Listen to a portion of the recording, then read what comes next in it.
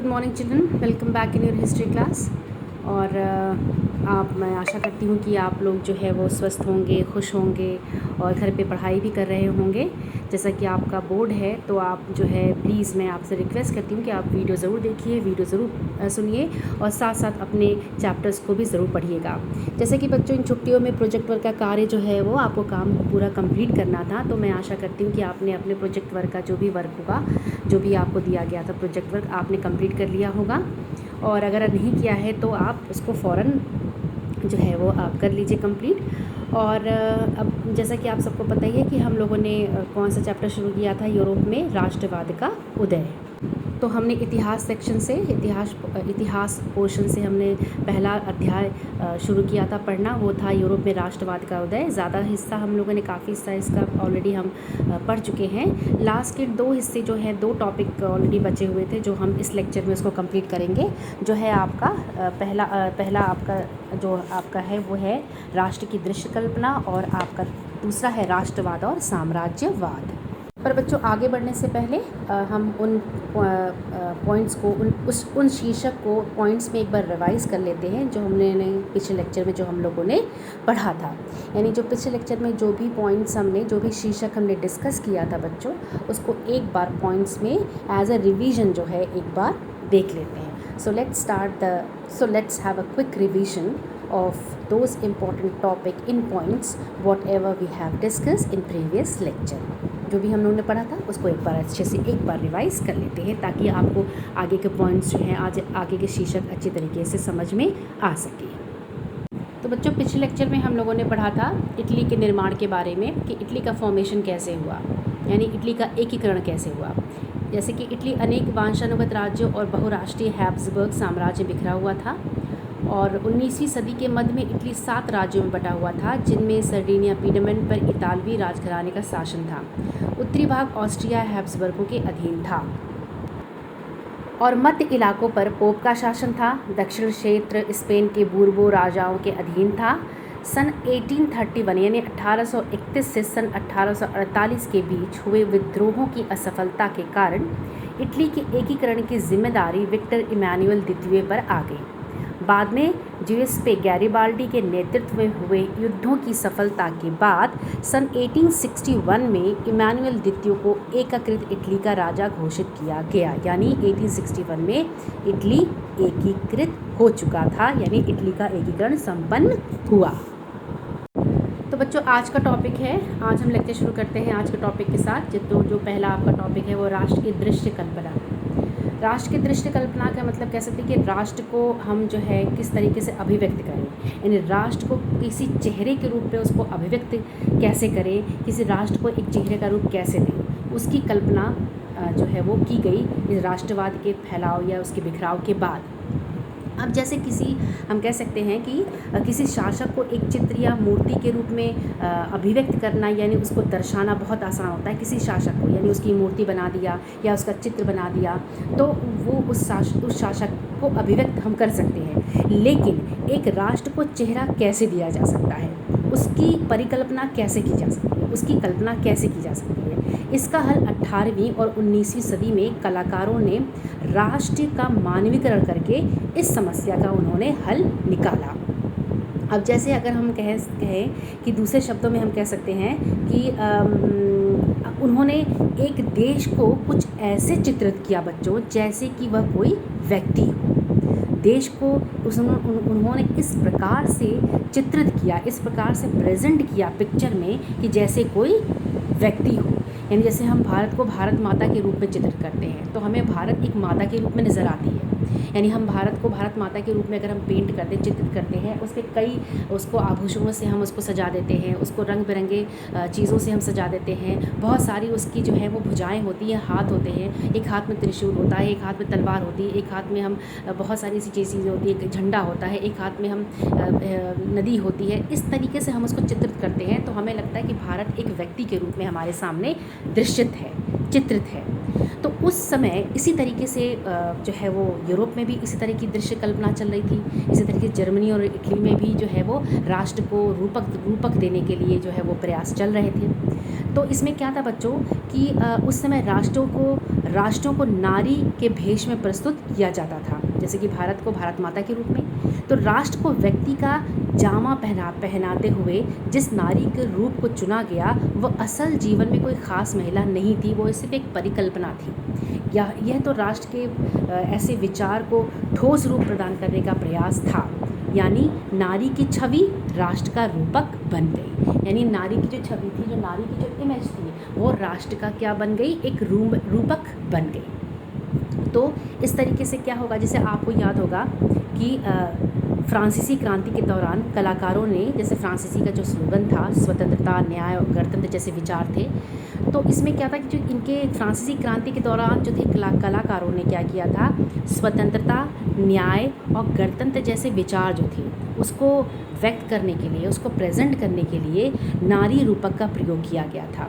इन आदर्शों को विशेष वस्तुओं या प्रतीकों यानी विशेष चीज़ों से या विशेष प्रतीकों यानी सिंबल से व्यक्त किया गया था। जैसा कि आपको बच्चों याद ही होगा कि स्वतंत्रता का प्रतीक जो था वो लाल टोपी या टूटी जंजीर है, और इंसाफ को आमतौर पर एक ऐसी महिला के रूप में व्यक्त किया जाता है जिसकी आंखों पर पट्टी बंधी हुई है और वह तराजू लिए हुए है। तो ये अमूर्त चीज़ें जैसे कि इंसाफ है या स्वतंत्रता है, तो इसको हम एक रूपक के रूप में हम प्रेजेंट करते थे, किया जाता है।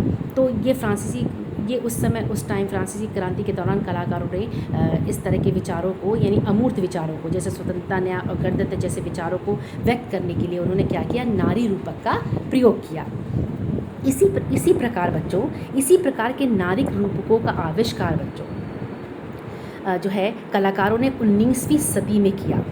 फ्रांस में उसे लोकप्रिय ईसाई नाम, यानी फ्रांस में राष्ट्र को मैरियन नाम दिया गया, यानी फ्रांस में उसे लोकप्रिय ईसाई नाम मारियान दिया गया, जिसे मरियम के नाम से यानी मारियान दिया गया, जिसने जन राष्ट्र के विचारों को दिखाया गया। उसके चिन्ह भी थे स्वतंत्रता और गणतंत्र के थे, यानी जो भी मारियान के जो रूपक बनाया गया, मारियान नारी का जो रूपक बनाया गया था फ्रांस में, राष्ट्र का रूपक जो मारियान बनाया गया था, उसमें बच्चों जन राष्ट्र के विचारों को दिखाया गया था। और उसके चिन्ह जो उसके सिंबल्स जो उसमें सिंबल यूज़ किए गए थे, सिंबल जो थे वो स्वतंत्रता और गणतंत्र के थे, जैसे लाल टोपी, तिरंगा और कलगी। तो मारियान की प्रतिमाएं सार्वजनिक चौकों पर यानी चौराहों पर लगाई गई ताकि जनता को एकता के राष्ट्रीय प्रतीक की याद आती रहे और लोग उसे जो है वो हमेशा के लिए सदैव स्थापित कर सके। जैसे भारत माता की हम तस्वीर बनाते हैं, उसकी मूर्ति बनाते हैं, जैसे भारत की हम मूर्ति बनाते हैं, उसको भारत माता का रूपक देते हैं बच्चों, उसी तरीके से फ्रांस में भी मारियान रूपक दिया गया जन राष्ट्र को। अब मारियान की छवि जो है वो सिक्कों और डाकघरों में डाक टिकटों पे भी अंकित की गई। इसी तरह है जिस तरीके से फ्रांस में मारियान दिया गया था बच्चों, उसी तरीके से जर्मन राष्ट्र का रूपक बन गई, यानी जर्मन राष्ट्र का प्रतीक जर्मेनिया को बनाया गया। अब जिसमें क्या था, इसमें जर्मेनिया के सिर पर जैतून के पत्तों का ताज हुआ करता है, और जर्मनी में जैतून बहादुरी का प्रतीक माना जाता है, यानी बलूत वृक्ष के पत्तों का, बलूत माने आप उसको कह सकते हैं आप जैतून को। तो इसमें है कि बलूत वृक्ष यानी जैतून के पत्तों का मुकुट पहनती है, क्योंकि जर्मन जो है वो बलूत वीरता यानी जर्मन जो है वो जैतून यानी बलूत को वीरता का प्रतीक मानते हैं। तो इस तरीके से जो है वो रूपक को दर्शाया गया। तो बच्चों इस तरीके से दो रूपकों की सहायता से राष्ट्र की कल्पना यानी राष्ट्र को चित्रित किया गया। राष्ट्र को जो है एक जो है वो राष्ट्र की छवि जो है छवि जो है वो तैयार की गई, यानी जो ये छवि बनाई गई मारियान और जर्मेनिया, जो कि जर्मेनिया यानी जर्मनी की रूपक था और मारियान जो है वो फ्रांस का रूपक था। तो इस तरीके से ये नारी की छवि जो थी वो जर्मनी राष्ट्र और इटली राष्ट्र का रूपक बन गई। अब बच्चों अगला रूपक किसे कहते हैं, अब पहले आपको बता दें ये रूपक बन गई, तो ये रूपक की डेफिनेशन क्या है। जैसे रूपक की डेफिनेशन ये होती है बच्चों, जब किसी अमूर्त विचार जैसे जो वो विचार जो विचार में होते हैं, जो दिखते नहीं हैं, जो सिर्फ दिमाग में होते हैं, जो आपकी कल्पना में होते हैं, जो आपकी सोच में होते हैं, जैसे कि लालच, ईर्ष्या, स्वतंत्रता, मुक्ति को इन सब विचारों को किसी व्यक्ति या किसी चीज़ के ज़रिए दर्शाया जाता है या इंगित किया जाता है, उसे हम रूपक कहते हैं। एक रूपात्मक कहानी के दो अर्थ होते हैं, एक शाब्दिक अर्थ और एक प्रतीकात्मक अर्थ। तो यहाँ रूपक की जो बात हो रही है वो प्रतीकात्मक रूपक की बात हो रही है, क्योंकि ये चित्रित किया जा रहा था, राष्ट्र को एक चित्र, एक नारी के रूप में, एक चित्र के रूप में दर्शाया जा रहा था, एक रूपक उसको रूप दिया जा रहा था। अब आपका अगला शीर्षक है बच्चों, राष्ट्रवाद और साम्राज्यवाद। राष्ट्रवाद की डेफिनेशन या परिभाषा हम पहले भी पढ़ चुके हैं, हम पहले बता चुके हैं आपको। हम साम्राज्यवाद के बारे में अब जानते हैं कि साम्राज्यवाद का डेफिनेशन या साम्राज्यवाद किसे कहते हैं। बच्चों, साम्राज्यवाद वह दृष्टिकोण है जिसके अनुसार कोई महत्वाकांक्षी यानी कोई शक्तिशाली जो देश होता है, कोई भी शक्तिशाली या महत्वाकांक्षी देश अपनी गौरव, अपनी शक्ति और अपने साम्राज्य को बढ़ाने के लिए अन्य देशों यानी दूसरे देशों के प्राकृतिक एवं मानवीय संसाधनों पर अपना नियंत्रण स्थापित करता है, तो वो साम्राज्यवाद है। यानी अपनी कोई भी महत्वाकांक्षी या कोई भी शक्तिशाली देश अन्य देश अपनी शक्ति को बढ़ाने के लिए, अपने साम्राज्य को बढ़ाने के लिए, अपने गौरव को बढ़ाने के लिए अन्य देश पर अपना नियंत्रण बनाए रखता है और अन्य देशों के उनके प्राकृतिक एवं मानवीय संसाधनों पर अपना नियंत्रण स्थापित कर लेता है, तो उसको वो साम्राज्यवाद कहते हैं। तो बच्चों, ये था 19वीं सदी के अंत में आते आते बच्चों राष्ट्रवाद में उदारवादी और प्रजातांत्रिक भावनाओं की कमी होने लगी थी। यह एक हथियार बन गया जिसके छोटे लक्ष्य को साधे जाना लगा। अब यहाँ पे क्या होने लगा कि इसी बीच के दौर में राष्ट्रवादी जो समूह थे एक दूसरे के प्रति जो है वो अनुदार होते चले गए और लड़ने के लिए हमेशा जो है वो तैयार होते थे। तो यहाँ पे क्या हुआ, साथ ही साथ जो बहुत सारी प्रमुख यूरोपियन शक्तियाँ थीं उन्होंने अपने साम्राज्यवादी यानी अपने इम्पेरियलिस्टिक जो साम्राज्यवादी उद्देश्य थे उनकी प्राप्ति के लिए बच्चों ने क्या किया, अधीन लोगों की राष्ट्रवादी इच्छाओं का इस्तेमाल किया। जो उनके अधीन लोग थे उनकी राष्ट्रवादी इच्छाओं, उनकी राष्ट्रवादी जो भावनाओं का उन्होंने इस्तेमाल करना शुरू कर दिया। बहुत सारे ऐसे यूरोपीय शक्तियाँ थीं जो अपने इस तरह के साम्राज्यवादी विचारों को फैलाना चाहती थीं। तो उन्होंने क्या किया, फैलाने के लिए उन्होंने जो उदारवादी थे, जो राष्ट्रवादी थे, उनके विचारों को उन्होंने इस्तेमाल करना शुरू कर दिया। तो इसका परिणाम ये हुआ बच्चों कि बाल्कन क्षेत्र पे पड़ा। इसका सबसे बड़ा उदाहरण जो था, इस राष्ट्रवादी तनाव का सबसे बड़ा असर जो था, उदाहरण था, वो बाल्कन क्षेत्र में था। अब ये बाल्कन क्षेत्र है क्या, मैं आपको बताती हूँ। बाल्कन ऐसा क्षेत्र था जहाँ भौगोलिक और नस्ली जो है बहुत सारी डाइवर्सिटीज़ थी, बहुत सारी विविधता थी। ये बाल्कन बहुत बड़ा क्षेत्र था बच्चों, जहाँ पे जोग्राफिकल और हेरिडिटिकल और जिसे कह सकते हैं हम कह सकते हैं बच्चों कि बाल्कन एक ऐसा क्षेत्र था जहाँ पे जोग्राफिकल और एथनिक डाइवर्सिटीज़ थी, यानी भौगोलिक और नस्ली विविधता। नस्ली को इंग्लिश में हम एथनिक कहते हैं। तो वहाँ पर विविधता थी, डाइवर्सिटीज़ भरपूर थी। ऐसे बाल्कन क्या है आज के ज़माने में, अगर आज की बात करें तो बाल्कन आधुनिक रोमानिया, बुल्गारिया, अल्बानिया, यूनान, Macedonia, Croatia, Bosnia Herzegovina, Slovenia, Serbia और मॉन्टेनीग्रो शामिल है। ये पहले इसमें ये सारे क्षेत्र आते थे पहले।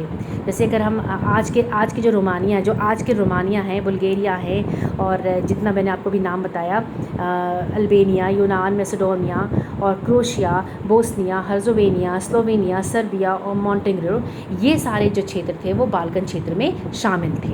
इस क्षेत्र में रहने वाले लोगों को मोटे तौर पर क्या कहा जाता था, स्लाव कहा जाता। बच्चों, स्लाव का मतलब है दास। यानी ये जो ये सारे साम्राज्य थे, जो छोटे छोटे साम्राज्य थे, जो ये क्षेत्र थे, जो ये बाल्कन में आते थे, तो ये सारे बाल्कन में शामिल थे। और इन क्षेत्रों के निवासियों को आमतौर पे उस समय स्लाव पुकारा जाता था, यानी दास पुकारा जाता था। और बाल्कन क्षेत्र का एक बहुत बड़ा हिस्सा बच्चों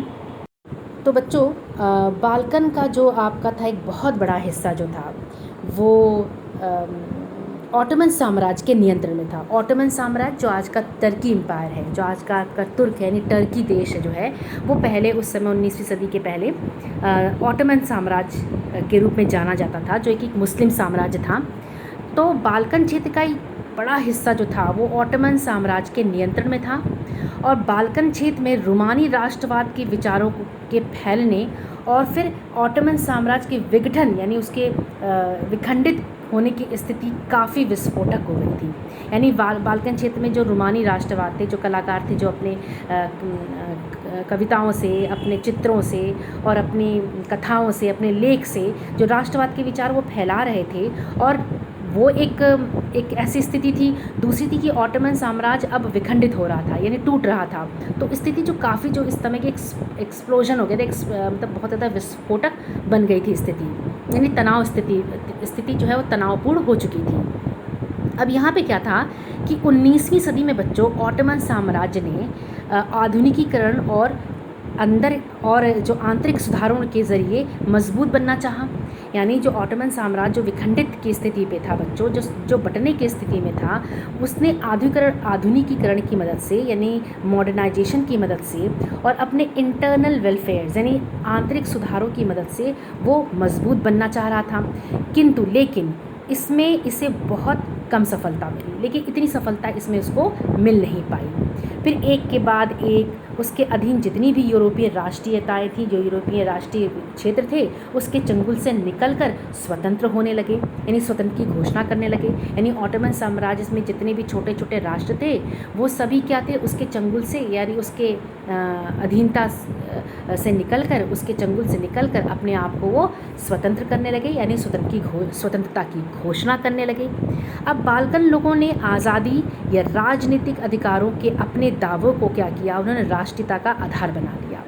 बाल्कन के जो लोग थे उन्होंने अपनी आज़ादी को और अपने राजनीतिक अधिकारों को जो है वो राष्ट्रीयता का उन्होंने अपना आधार बना लिया।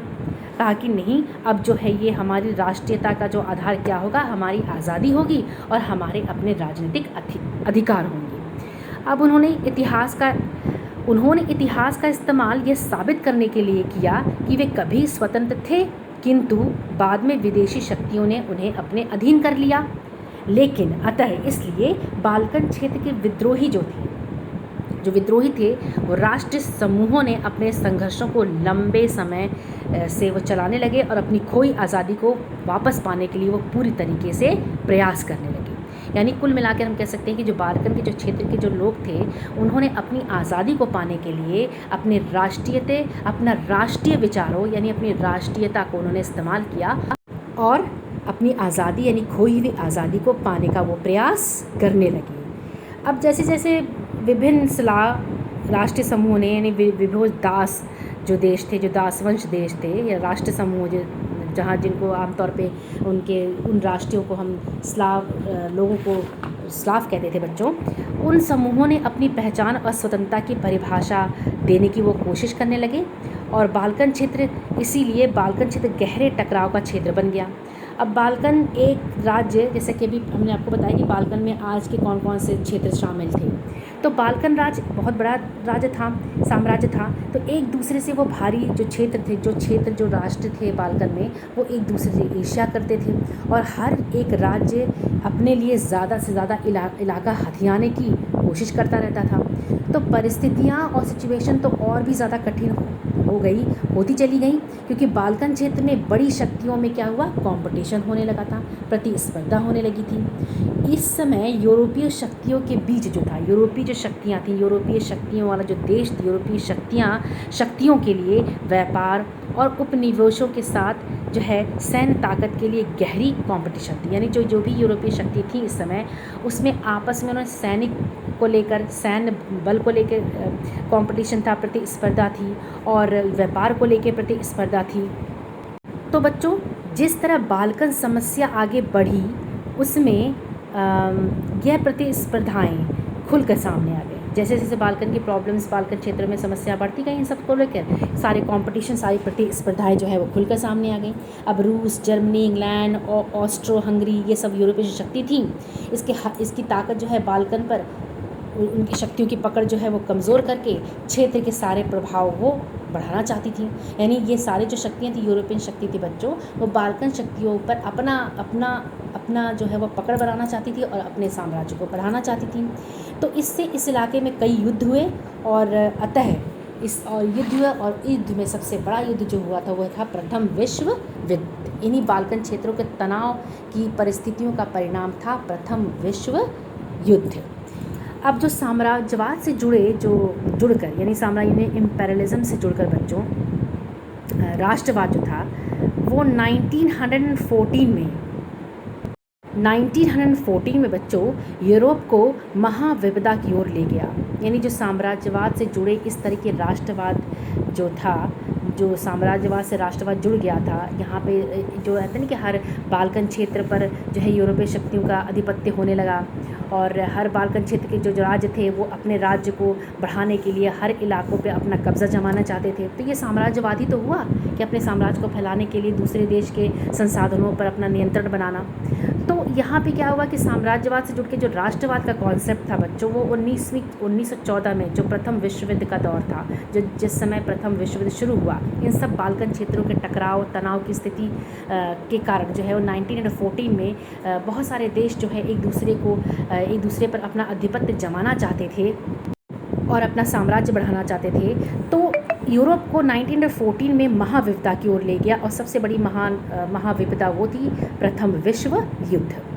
अब लेकिन इस बीच विश्व के बहुत सारे ऐसे देश थे जिनका 19वीं सदी में यूरोपीय शक्तियों ने जो है वो औपनिवेशीकरण किया था, यानी उनको अपनी कॉलोनीज़ बना दिया गया था। अब जो साम्राज्यवादी प्रभुत्व का विरोध करने लगे, वो हर तरफ जो साम्राज्य विरोधी आंदोलन शुरू होने लगे थे। इस अर्थ में राष्ट्रवादी थे कि वे सभी स्वतंत्र राज्य का निर्माण करने के लिए संघर्ष कर रहे थे। यानी जो राष्ट्रवादी लोग, उदारवादी जो लोग थे, वो सभी राष्ट्रों को स्वतंत्र करने के लिए वो अपना युद्ध, अपना विद्रोह जो है वो संघर्ष तो कर ही रहे थे। वे सभी एक सामूहिक राष्ट्रीय एकता की भावना से प्रेरित थे जो कि साम्राज्यवाद के विरोध में थे। तो इस तरीके से राष्ट्रवाद में यूरोपीय विचार कहीं ना कहीं और नहीं दोहराए गए, क्योंकि हर जगह लोगों ने अपनी तरह का विशिष्ट राष्ट्रवाद विकसित कर किया।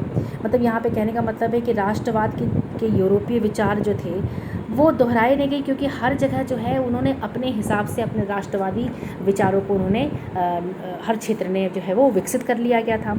मगर यह विचार जो था बच्चों, समाजों को राष्ट्रीय राज्यों में गठित किया जाना चाहिए। यानी उनका मकसद यही था कि हर जो है वो नेशन स्टेट बने, हर क्षेत्र जो है अपना राष्ट्र बने और हर क्षेत्र को स्वतंत्र किया जाए।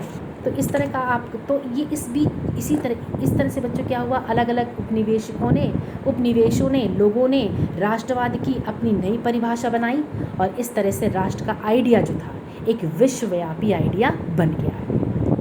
तो ये जो है कि 19वीं सदी में ये राष्ट्र का जो आइडिया था वो विश्वव्यापी आइडिया बन गया, क्योंकि सभी जो थे,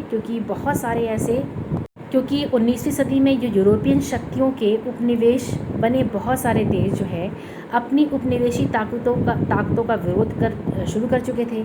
तो जो अलग अलग उपनिवेशों यानी अलग अलग कॉलोनीज़ के जो लोग थे, जिन्होंने यूरोपीय कॉलोनीज़ के जो लोग थे, उन्होंने क्या किया, राष्ट्रवाद की अपनी परिभाषा स्वयं बनाई गई। इसीलिए जो सदियों से चली आ रही थी ना राष्ट्रवाद के विचार यूरोपीय 18वीं सदी से अंत में, वो दोहराई नहीं गई, क्योंकि सभी अलग अलग कॉलोनीज़ का अलग अलग क्षेत्र जो थे अपने राष्ट्र की परिभाषा उन्होंने स्वयं विकसित कर ली, और इस तरीके से राष्ट्र का जो आइडिया था बच्चों वो विश्वव्यापी आइडिया बन गया। तो बच्चों ये चैप्टर आपका अब समाप्त हो गया। अब जो है ये आपका जो लास्ट टॉपिक हमने पढ़ा राष्ट्रवाद और साम्राज्यवाद, इसके साथ ये जो चैप्टर है अब समाप्त हो गया आपका, और हमने पहला चैप्टर समाप्त कर लिया बच्चों। और अब इसके क्वेश्चन जो मैं आपको अगले वीडियो के साथ आपको PDF के थ्रू सेंड कर दूँगी, भेज दूँगी। सो आप अपना जो है फेयर कॉपी में इसके क्वेश्चन आंसर कीजिएगा। और जैसा कि पहले हमने आपको बताया कि हाफ़ पोर्शन हिस्ट्री होगा और हाफ़ पोर्शन आपका जो है वो सिविक्स होगा। तो जो है हिस्ट्री के पोर्शन में जो है पहला चैप्टर आप यूरोप में राष्ट्रवाद का उदय, ये शीर्षक डाल के आप जो क्वेश्चंस मैं आपको सेंड करूँगी वो क्वेश्चंस के आंसर्स आप लिखिएगा। चूँकि मैं आपको पॉइंट्स के थ्रू दिखा रही हूँ, नोट्स के थ्रू आपको ये समझा रही हूँ, तो आपको आंसर्स लिखने में कोई दिक्कत नहीं होगी। और अगर कोई डाउट होता है तो आप कमेंट बॉक्स में आप लिख दीजिएगा। I will clear your doubts, definitely I will clear your doubts. मैं आपके डाउट्स को सब क्लियर कर दूँगी। सो बच्चों वीडियो ज़रूर देखिएगा, सुनिएगा ज़रूर, and take care of yourself, your family, और हमेशा मुस्कुराते रहिए, और घर पे ज़रूर पढ़िएगा, और अपने प्रोजेक्ट वर्क को भी कंप्लीट कर लीजिएगा अगर आपने नहीं किया है तो। So take care of yourself, your family, bye.